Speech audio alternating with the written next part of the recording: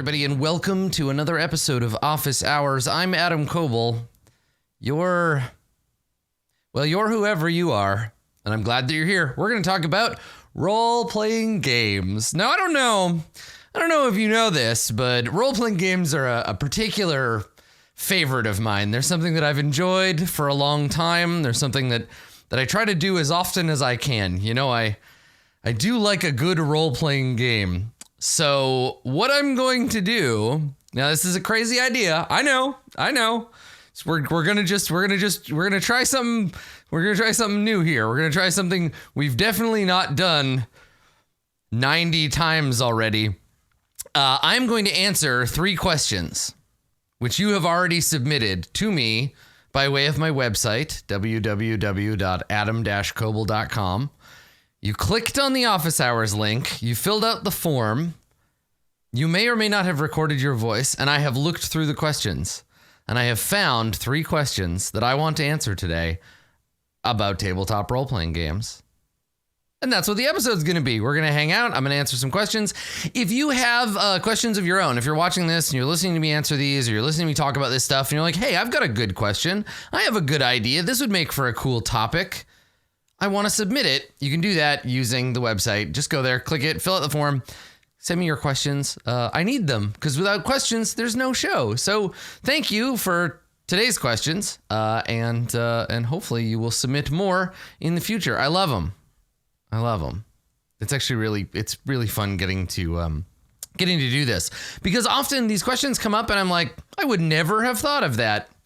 Maybe you're the only person on Earth with this problem, but chances are pretty good that other people have been facing these things as well. So let's talk about question number 1 today. Question number 1's nice and specific. You know me, I love a specific question. So this question is about matching games to play styles and how to do that in a very particular way. Hi, Adam. First time, long time. After a lifetime of playing D&D and its various iterations, and due in no small part to your influence, for the last year or so, my group has been trying out different systems through a series of one-shots. So far, we've tried Modifius Conan, Savage Worlds Deadlands, some pulpy Fate stuff, and most recently, Scum and Villainy. I want to run a game of Mouse Guard because I want to try the Burning Wheel Torchbearer system, and I think this may be the most accessible version of the game for one-shot, and because I painted a bunch of mouse minis I want to use. My problem is that I'm worried that find the missing grain merchant or deliver the mail won't be exciting adventures to a group used to fighting Tiamat and assaulting the Tower of the Large Grey Mammal. I could ratchet up the action and run some sort of space mice with blasters or kick-ass barbarian mice adventure or something like that, but I want to stay true to the spirit of the system and its setting. After all, that's the purpose of playing these one-shots in the first place. I guess what I'm asking is, how can I run a narrative-heavy, low-stakes game of Mouse Guard that will be interesting for a group of old-school, high-fantasy hack-and-slashers while maintaining the integrity of the game? Thanks, Adam. Well, ground beef. So here's the thing. I think my initial suggestion here would be to, if you want Mouse Guard and your players want hack-and-slash dungeon fantasy crap, play Torchbearer, right? Torchbearer is that game. Torchbearer is somewhat more mechanically complex than Mouse Guard, but thematically, it's exactly what you're looking for. It's fantasy Murderhobos put on armor and go down into a constrained environment and get in fights. So if you're looking for a thematic connection, that's the one, right? Now, That being said, you did lay out some pretty specific reasons why you think you want to play Mouse Guard. And if my answer to this question was just play Torchbearer, then I would be doing a disservice to you and your group. You came to me saying, I want to play Mouse Guard. How do I make Mouse Guard work for these people? Is it possible? And I think the answer is yes. I think that you can do it, because I think that it's very easy. And I've run into this problem lots of times, either as a fan of Mouse Guard, as somebody who has played it on the internet, right, and who has opinions about it. I've run into this in selling the game at the Burning Wheel booth at like Gen Con or PAX East, right? So the problem I find with Mouse Guard sometimes is that people who are not familiar with the comic and not familiar with the game will come to it assuming that it is something cute and soft, right? Like, oh, we play little mice, and the mice have little capes, and they're delivering the mail. Isn't that adorable with their little mousy paws? But here's the thing about Mouse Guard. The real tone of Mouse Guard is you are the smallest, weakest things in the universe, right? Aside from, like, I guess beetles, which you can, but it's a game, it's a horror game in a lot of ways, because you're at the bottom of a very large food chain. There's a species of creatures that you have just won a war with, but who hate you and still exist, and they literally eat your babies, right? You exist in a world where everything is bigger and scarier than you, and you only manage to survive by your connections to others and the fact that you have tool use, right? The only fact that you can survive is that you and 40 of your best friends might be able to scare off a fox if they break through your mouse science barrier. You're literally in an apocalyptic situation that is only being prevented by a magical barrier around your kingdom. And on top of all of that, there is a deep-seated political problem with the structures of the game, right? So in the game structure, there's the guard, and they operate as this military force, but they also, like, protect the kingdom, and they're independent from it. But then these individual territories, they have their own relationships with the guard, and some of them hate them.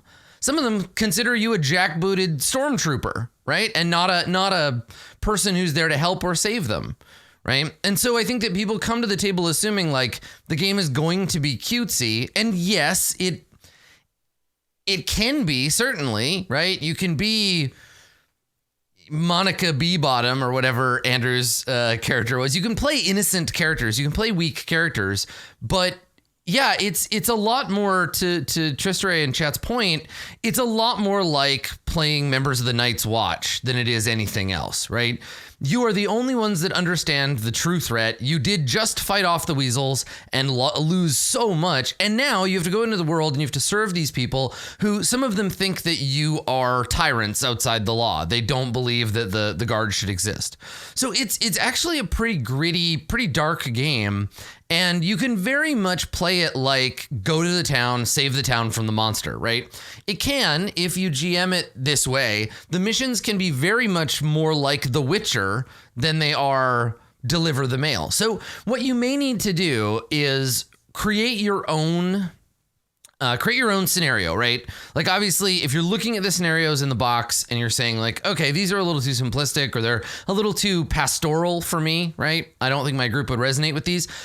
Come up with a mission. And I think, honestly, doing Mouse Guard flowcharting, like creating those missions, is actually a really good way to understand how the game runs if you haven't run it before, right? Because all it is a series. Mouse Guard is played as a series of gates. So you propose, it's much more structured than D&D. You propose to your players a problem. They propose to you a solution. You decide how difficult it is for them to solve that problem with that solution. Then they roll. If they succeed, they go down the green path. If they fail, they go down the red path. And that's it. You can just do that. If you want, go back in the YouTube videos on my channel and find the prep that I did for the roleplay Mouse Guard one shot. I created a scenario in a couple of hours using that flowcharting system. So I would check that out if I were you, and I would create your own and make your adventure about something that your old school fantasy hack and slashers will appreciate, right?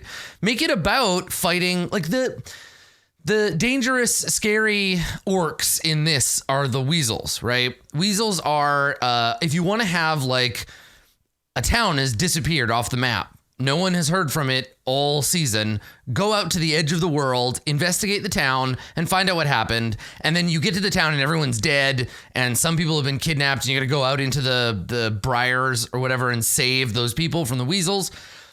It's exactly the same story as a town got attacked by orcs, and the orcs have kidnapped some people. It's a classic D&D kind of bullshit one-shot storyline, right? Really easy. Go to place, find out what happened, solve problem, twist at the end, whatever. And you can structure that in the same way, right? Because then you have the journey to the town, the investigation of the town, you have fighting opportunities with the weasels, you have opportunities to to engage the player and the GM, right? Mechanics, right? Those different turns. So that's one way to do it.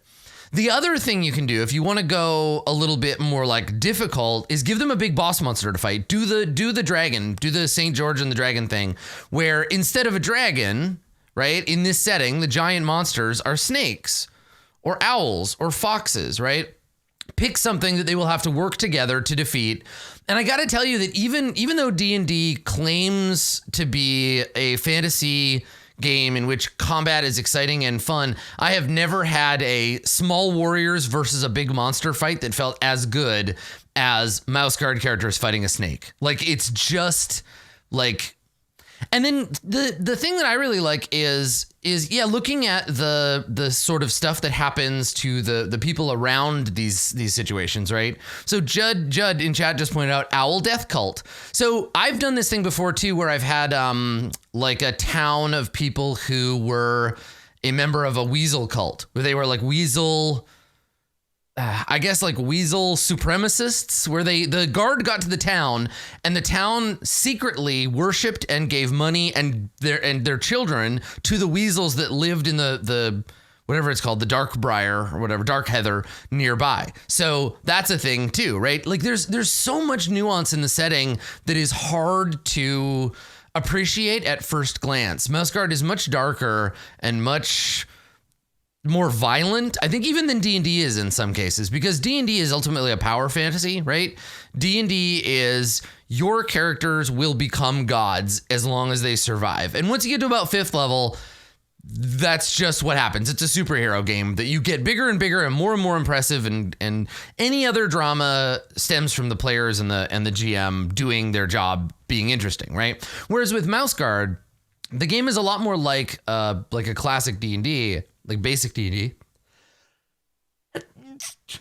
Excuse me. So it's a lot more like a survival horror in the sense that you are much less capable, and you will never become... No Mouse Guard character will ever get so good that they can slay a snake in a single blow by themselves. Like, there's no gray shade weapons in Mouse Guard, right? So my suggestion here would be to think about the kinds of things that your group likes, right? They like high adventure. They like violence against monsters. They like D&D type stuff, and it's not too hard to put that stuff into Mouse Guard. Certainly, it's easier to do that with Mouse Guard than it would be to do with, say, even like Apocalypse World or Fiasco, right? You have a lot more room in Mouse Guard, and they functionally tell a lot of the same stories. To me, because of the setting, right, Mouse Guard feels a little bit like post-Vietnam War. Mouse Guard feels a little bit like the Crusades, right? Like a warrior caste goes out to fight a war under the orders of a single leader. They return and they are not universally accepted back into society, right? So there's lots and lots of grist there for the drama mill. I think it's just a question of looking for it and understanding what the game does well. So again, I'm going to recommend go check out the prep that I did for that one shot. Obviously, read some of the comics and try to internalize that idea that the Mouse Guard game is not as cute as it appears to be.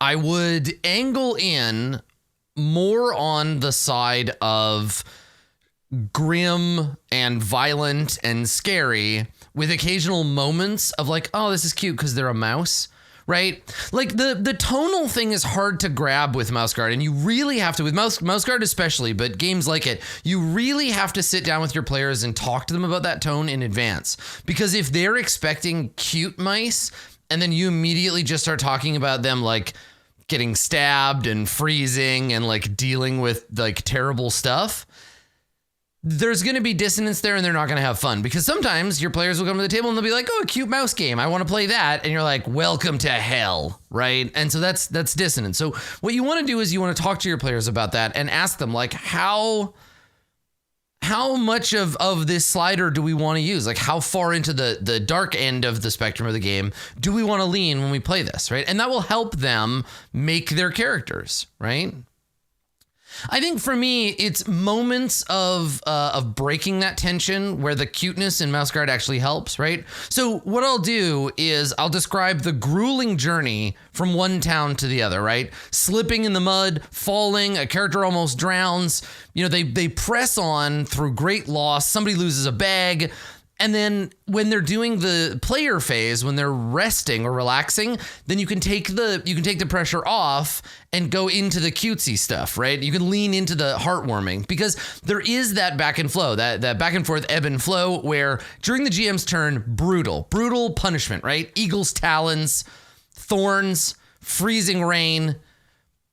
Nature wants to kill you, but during the player phase, you get to ease off and say, okay, so now instead of me describing the rain as a punishing icy downfall, we can describe the big fat raindrops falling off of the leaf that the Tenderpaw is using as an umbrella, right? So it's a way you want to think about the way you narrate the same things, the way you narrate the characters, the questions you ask the players, and you help them keep in mind that dichotomy between being tiny and adorable and being small and pathetic. Right. And the thing is that heroism and these opportunities to be a superhero in Mouse Guard come from ignoring the fact that you're small and pathetic, right? All of these moments are, if you read the comics, all the big heroic moments are like about characters that are timid standing up to characters that are more frightening, right? Whether it's a Tenderpaw protecting a wounded companion from a cadre of weasels alone, or whether it's one of the mice realizing that they're the only one that can stop the crab that is rampaging through town, and so they pick up their fishing line and they go out to save the day. There's a lot of sort of opportunity for self-sacrifice and that kind of heroism, but it's a lot more World War I than it is World War II, right? This isn't about two-fisted bad guy punching. It's about more nuance and it's about survival ultimately. And that's baked into the game, right? The beliefs in Mouse Guard, it's about fighting for what you believe, right? So try to internalize that stuff. I know you're just doing a one shot, but let Mouse Guard be as grim as you need it to be, but then back off during the player turn, right? So like find that pace.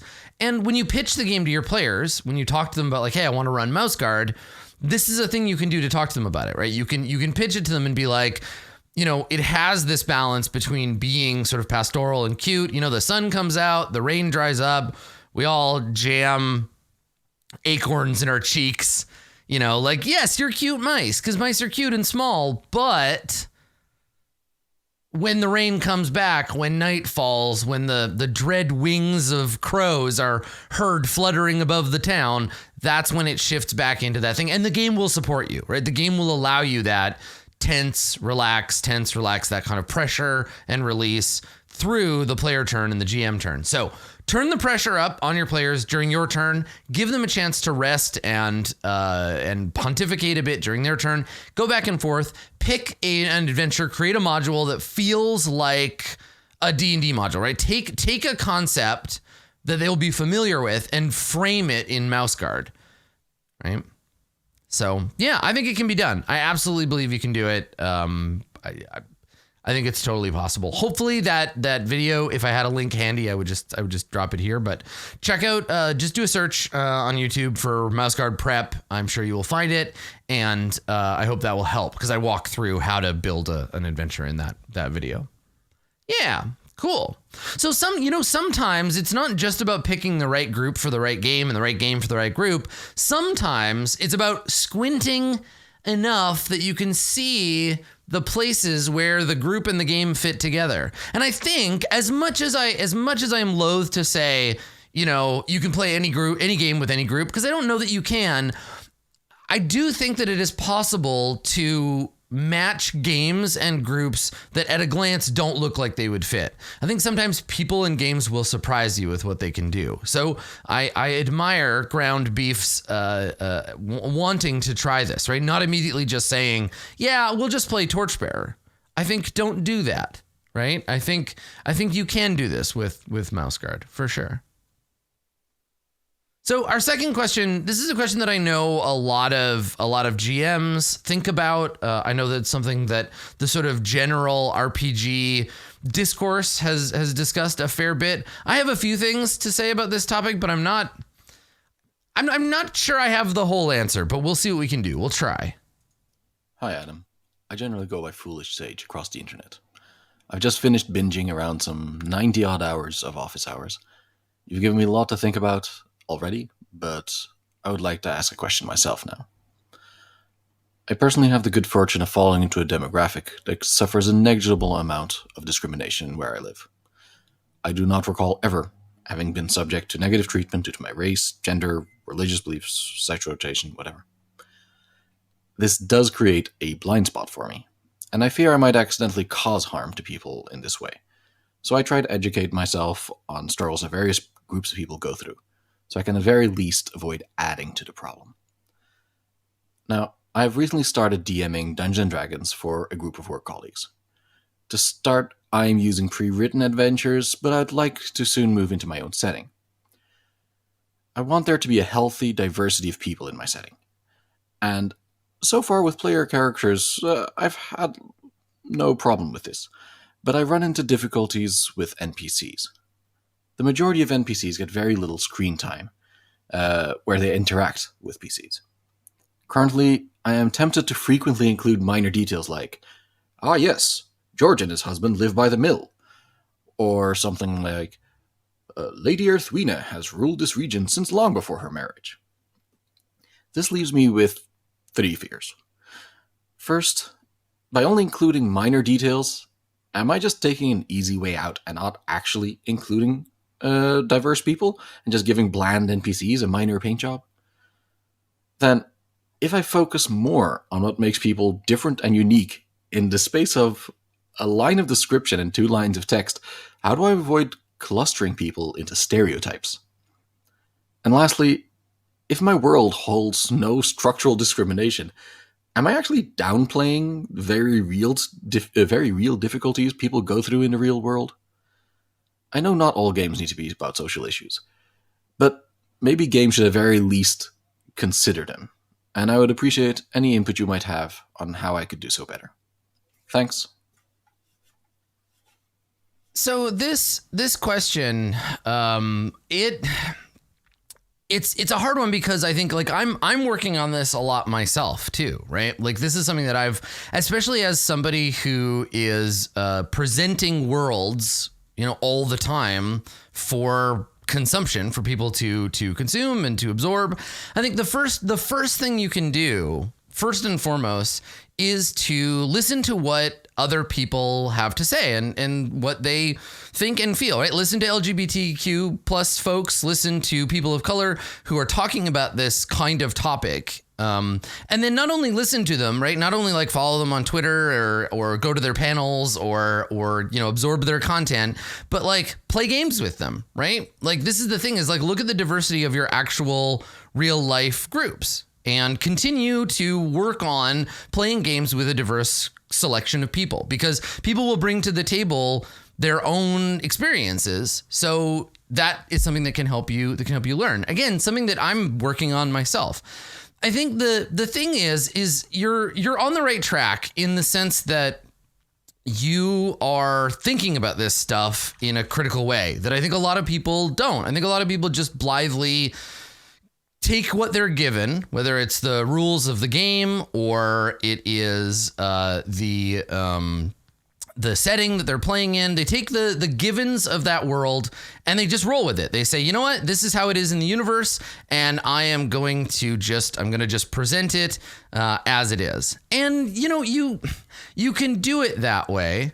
But I think you're doing better, right? I think you're doing better than that. I think you've started to think about how to illustrate a more diverse world than maybe you've been presented, right? A more diverse world than Tolkien or Moorcock or any number of fantasy or sci-fi authors gave us when these genres were sort of first becoming popular, right?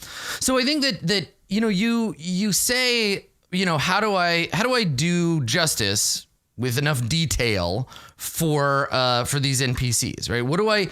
How do I do more than just saying this character is black, right? And I think that that's actually like a fine start. And I think if you're looking at a pre-generated adventure, look for that imbalance, right? Are all of the characters white-skinned? Are all of the characters men? Are all of the characters in straight relationships? If so, go ahead and change those things, right? And I've done this before lots, right? I've changed the gender of characters. I have modified those characters to create a space that feels more like what I want my world to feel like, right? I think that published adventures from, say, Paizo or Wizards of the Coast are starting to get better, but they're certainly not as diverse as necessarily we would like yet. And it's a good habit to get into. I think that doing that whole, like, this woman is in charge of the kingdom and doesn't need to be married to be in charge. That's great. You're saying something about your world. The world doesn't discriminate, or that this character has overcome that discrimination. And then also being able to say, like, this NPC and his husband live on a farm just outside of town. That is also good. Like, I think those kinds of things, that normalization of those identifiers is important. And I think that it goes really nicely with creating a world where that kind of repression doesn't exist necessarily. Like when we're doing our game set in Ravnica, I have to constantly remind myself that the people in Ravnica are less racist than the people in both regular Dungeons and Dragons and less racist than the people in real life, including me, right? And so I have to portray a world in which people never learned a bad and just a bad behavior that I am still struggling with as a person, right? It's like playing a character who's smarter than yourself. Sometimes when you create a fantasy world, you got to remember that it's better than our own world. That's part of the fantasy, right? I think the inverse, especially if you are in a group of culturally or ethnically homogenous people, if you're in a group of all straight people, creating a world that is racist or homophobic or that way, if your group doesn't represent those people, I think then you're telling their story for them. And I don't feel great about that. For example, like for me, in Court of Swords, the world, it is struggling with a post-slavery situation vis-a-vis orcs, right? And I really am trying to sort of move away from that as being a main plot, because I don't want us to be telling a game that's about slavery when we don't have any cultural attachment to the negative impacts that kind of thing has had on real life people, right? And again, it's a thing that we do and we learn as we're doing, and we make mistakes, and you're going to, right? You're going to make mistakes, and people are going to be like, hey, so this is a thing you did, and maybe you didn't realize that it is harmful and shitty, and you have to be able to listen to people when they tell you that, right? And part of this is, it's not excusing ourselves from doing it right. It's not saying, well, we never have to get it right. All we have to do is just like screw it up, apologize, and just keep trying. I think you do have to get it right. I think that these are the kinds of things that matter to the hobby at large, right? If we want Dungeons and Dragons and role-playing games to continue to thrive and survive, we want to create a space where people feel comfortable playing. Right. And so for you, portraying a world that feels realistic, right, is one thing. But it sounds to me like you're doing a pretty good job saying realistic, except we want it to be better than the world. We want the struggles of this universe to be different and fantasy, and not a recreation of the kinds of repression that exist in the real world. And part of the reason to not do that is because it's not necessarily your story to tell. Right?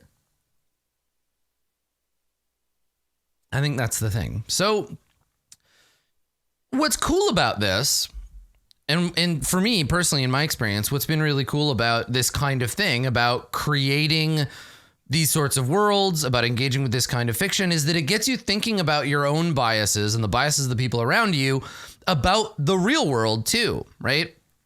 Sometimes it can be hard to think about, in what ways does my culture oppress people, right? That can feel too close to home, right? In what ways do I personally benefit from things like racism or homophobia? Like, how do those things benefit me, even if I don't believe myself to be one of those things? That can be scary and hard to do in the real world.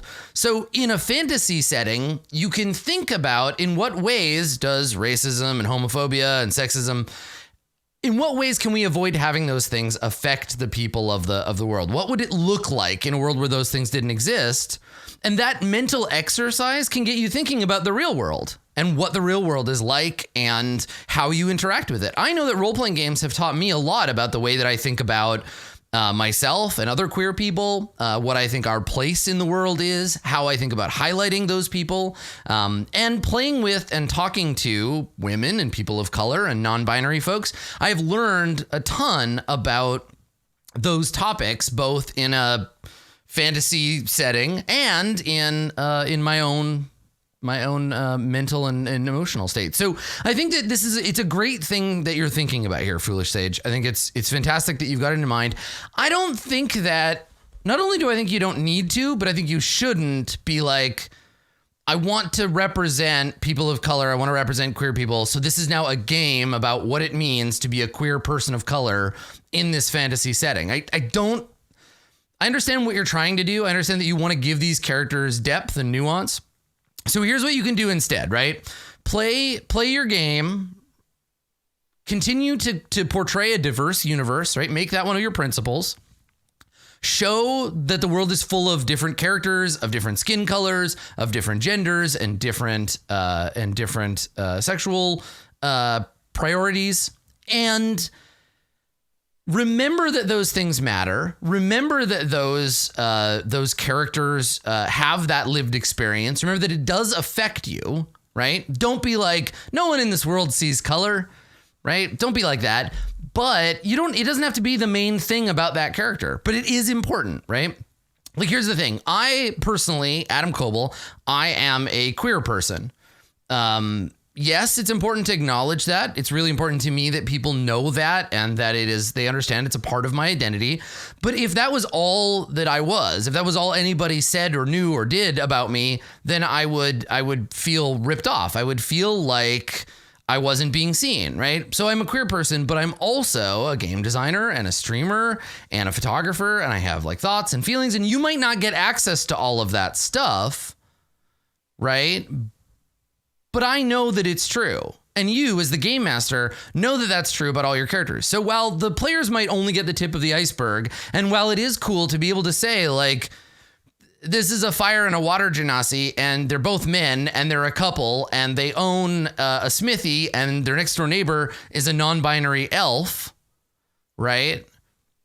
Knowing those things and showing their lives with honesty is going to portray them in a way that avoids stereotypes and doesn't get you into that situation where you're like, these are your neighbors and they are gay for each other, and that is making their life difficult because the Zentarum are homophobic, and that's going to be the main plot of this adventure, is like, save your gay relatives from the homophobic Zentarum, right? Don't do that. Because it's not your story to tell, but you want to include those kinds of people in the game. So I think you're already doing a pretty good job. I think you're thinking about it. You want to get better.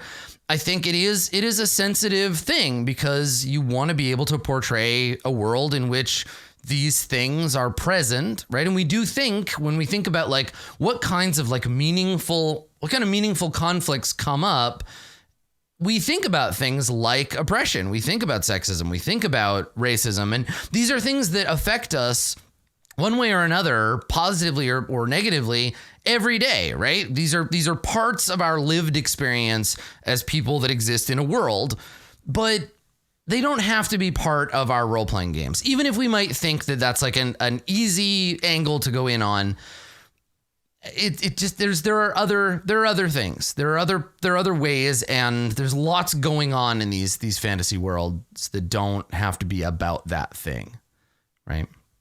So I think yeah, I mean, keep doing what you're doing, right? Keep adding these little details about queer characters and characters of color, and show that they exist in the world, right? Remember that it does affect their lived experience, right? It changes how they move through the world.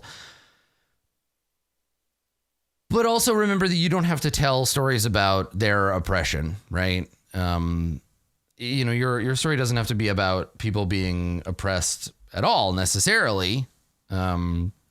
And I think you can still do justice to a broad diversity of people, and and that's the thing. Now, if you are in a group where you do want to explore some of that stuff, right?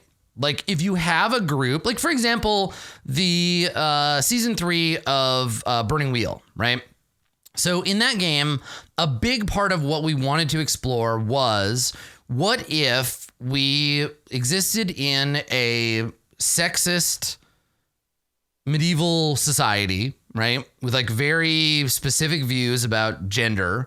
And what if we were able to do things to struggle against that? What if we were able to make changes to that? What if we could do something because of these mechanics, because of playing like highly empowered characters? What if we could do something about that? Right? And that was something that we as a group sat down and we discussed. And we agreed to before we started playing, right? That it was a story that we wanted to tell, that it was a story we had thoughts and feelings about, that it was, in a lot of ways, our story to tell, right? It was something that we had personal experience with and that we felt comfortable exploring. Now, that same group would not have been the right group to tell a story about, I don't know, for example, like racial tension, right? That would not have been the right group for that.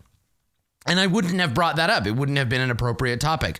But that same group could have struggled with and played a game about being a queer person, right? If we wanted to play a game like that, that's our story to tell. So I think, and this is something I've been thinking about a lot lately and trying to kind of make sure that I'm not doing, is like telling somebody else's story.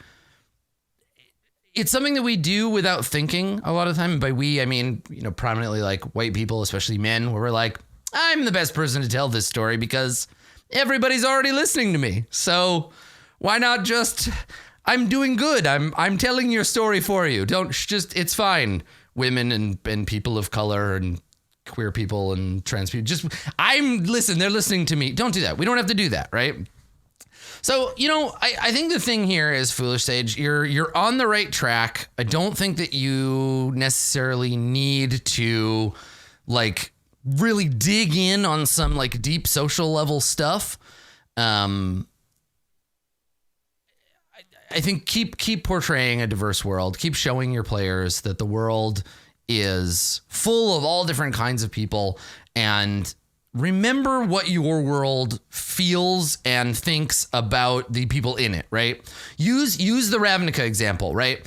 Use this world to better understand the ways in which people in the real world are oppressed, right? Like, so in a way, you can use this as a learning opportunity, a thinking opportunity. Do your research, read about it. You don't have to include it in your game, but it's like you're getting your brain around the idea that maybe the world should be more diverse and less phobic than it currently is. And I think that's a great place to start, right?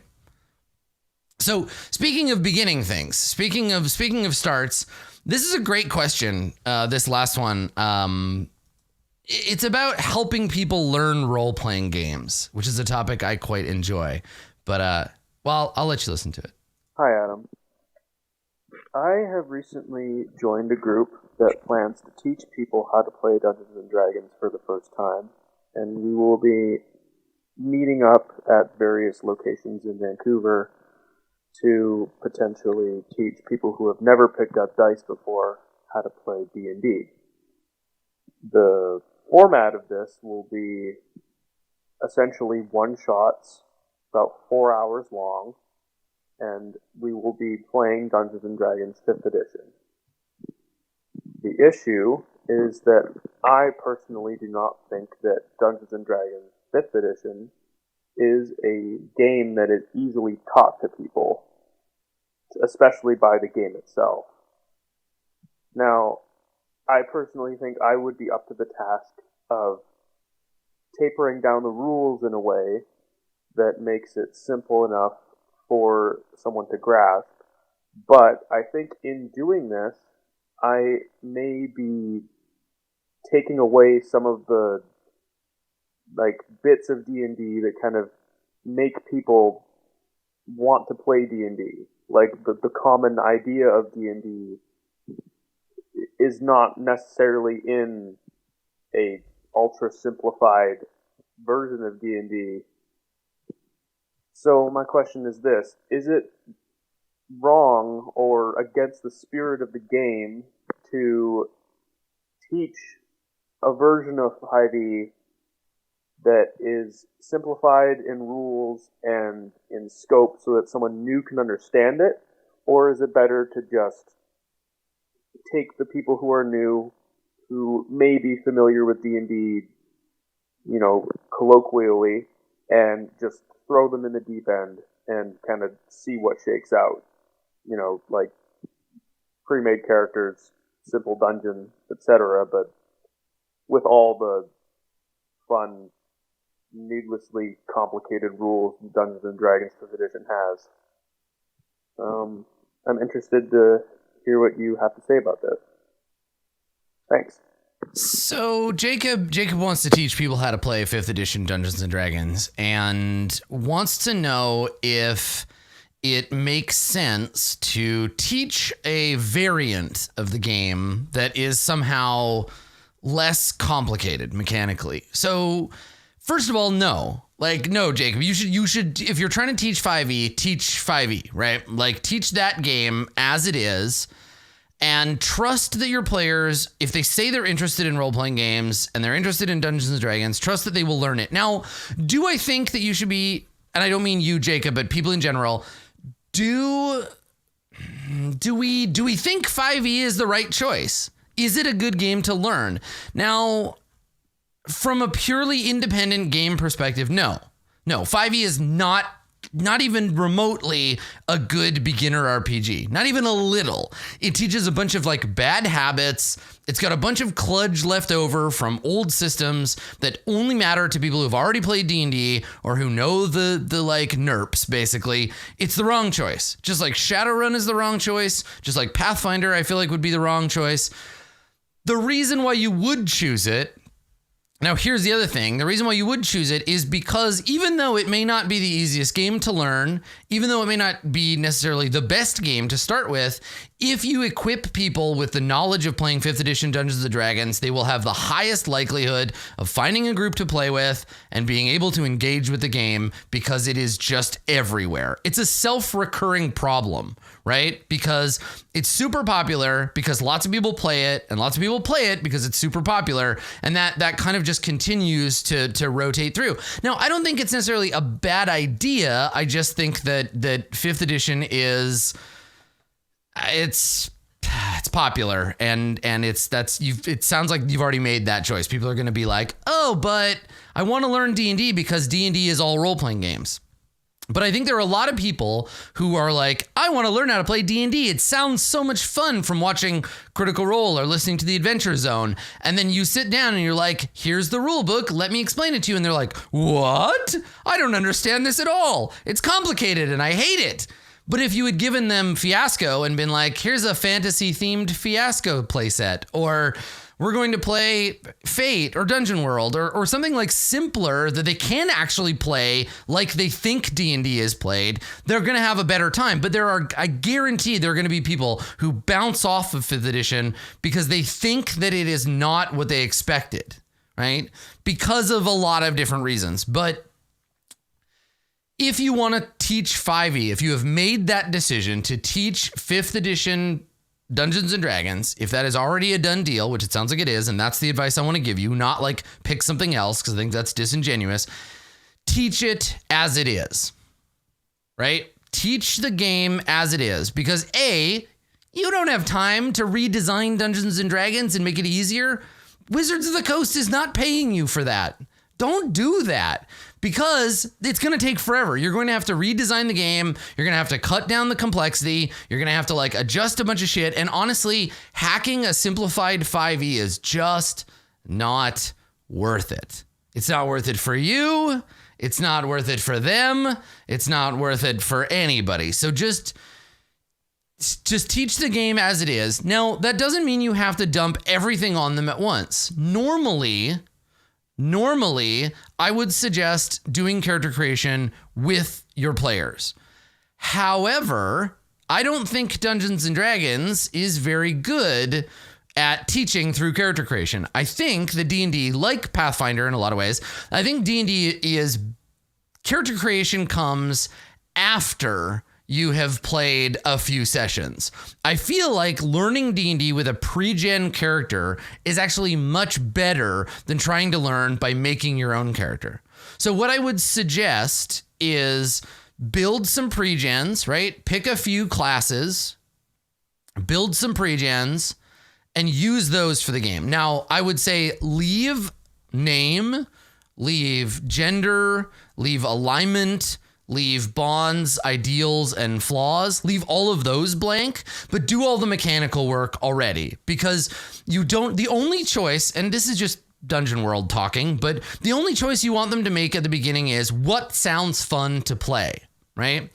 Because in D&D, there isn't that clear beginning point of like, what class do you want to be, right? What race do you want to be?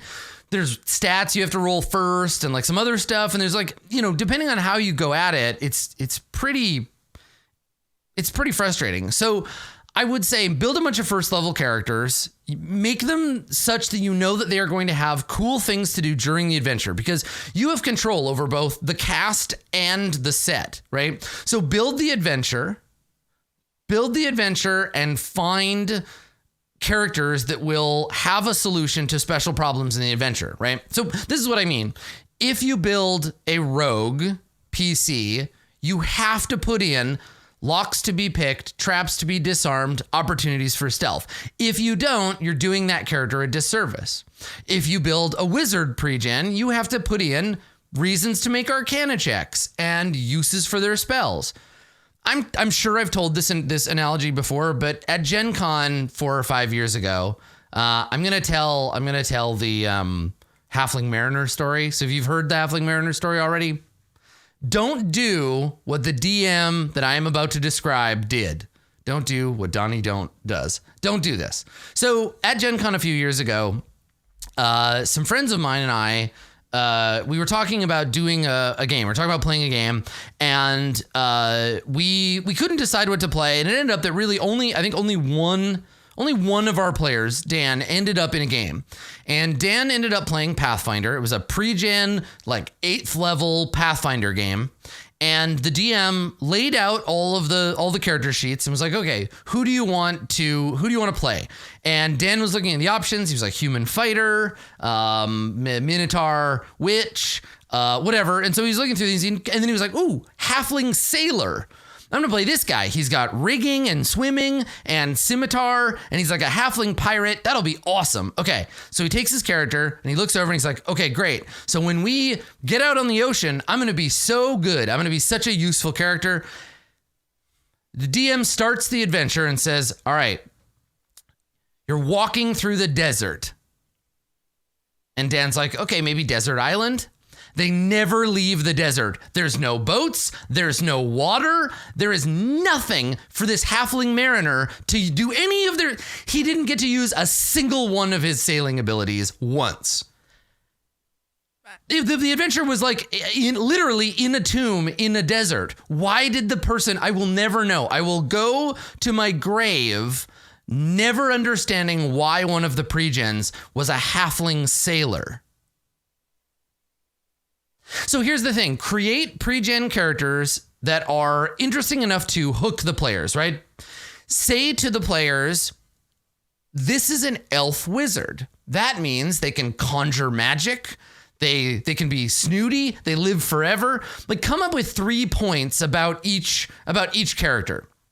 And basically use them to hook your players into playing that character. Be like, you should play the fighter. The fighter's the best character. This is why. And then be like, but this is the thief. The thief is the best character. This is why the thief is so good, right? Make these basic characters that are easy to understand, that are fun to play, and tell your players why they should play them. You want to get them all fired up about choosing these characters. When they choose the characters, you can give them either a little handout about like their character and say like, here's what you can do. You're going to be the most useful when the party needs this, that, and the other, right? These are things that are going to be dangerous for you, right? Look out for this thing, that thing, and the other thing. Like, be careful when that happens, and hand that off to the player. Give them an idea of what they should play, right? What they should expect from playing this character, and then give them opportunities to be that character. I think that if you can, you want to roll out the mechanical stuff in phases, right? Normally I would say start a one shot with a bang, but don't start a one shot with a fight, right? Don't have them roll initiative. Give them an exciting situation that they can skill check their way out of. Teach them skill checks, teach them saving throws, teach them what their proficiency bonus is, work up to complicated stuff like fighting. Because if you don't understand the dice mechanisms first, fighting is going to be way too much all at once. So I would include, in that 4 hours, I would do an hour of introducing the characters, letting them pick names, giving them reasons to be bonded to one another, letting them ask questions about what their abilities do, and then spend another 2 hours doing character, like in-character talk, stat, skill, and saving throw rolls. Let them learn that part of their character. Maybe have one little fight and one big fight, or just one big fight, and then call it the end, because everything is going to take a lot longer than you think. And you want to teach in phases, right? And I don't think that requires hacking the game. I think it just requires having a good understanding of what to feed to the players over time. I'm not opposed to the idea of teaching people 5th edition. I think that you're giving them. Okay, here's the thing. Okay, so here's the thing. I'm gonna give you another real world analogy before we go. I'll finish on a personal note. So I'm Canadian. Hello there. I'm from Canada, and as a result, it was the government mandate that I learn French. French is our second language. We speak English and Francais, right? Now, once you reach a certain age, you are allowed to choose to learn a different language. So I spent 3-ish years of my life learning how to speak French, kind of, badly. And then I switched to Japanese. Now, I learned French because in Canada, there are a lot of people that speak French. And if you want a government job, you learn French, and then you have to know it to live in Canada and to work for the government. It is a sometimes useful language in Canada because of its popularity, right? I learned it because it was popular. Now, I live in a part of Canada where almost nobody speaks French. I wish instead, when I was a kid, I had learned Cantonese or Punjabi. But I did not learn either of those things. And now I live at this far end of the country where nobody speaks French. Every once in a while, knowing French is beneficial to me because it's so popular. Every once in a while, I'm like, hey, I'm glad that I learned some French.